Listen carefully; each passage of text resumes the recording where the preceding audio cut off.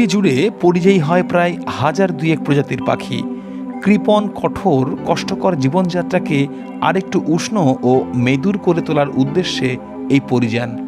খঞ্জনা, বাংলার এত আপন পাখি, শিশুর নরম হাতের মুঠোর মতন ছোট্ট তার দেহ, অতি মিষ্টি, ছটফটে তার স্বভাব। রূপসী বাংলাকে আঁকতে গেলে কবিদের বারবার মনে পড়ে তাকে, অথচ আদতে তার বাড়ি নাকি হিমালয়ের অনেক উঁচু পাহাড়ি দেশে, কিংবা আরও কিছু উত্তরে। বসন্ত থেকে গ্রীষ্মসঙ্গী বা সঙ্গিনী খোঁজা, বাসা বাঁধা, ডিম ফুটিয়ে বাচ্চা বড় করা, তাদের উঠতে শেখানো, সকল কাজই সে সেখানেই সারে।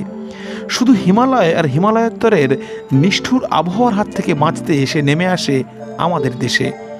সাদা ও হলদে জাতের নানান প্রজাতির খঞ্জনা। খঞ্জনার যাত্রাপথ এটি। শীতের শুরুতে পশ্চিমবঙ্গের প্রায় সর্বত্রই এদের দেখতে পাওয়া যায়। স্ট্রাইক বা কাজল পাখিরা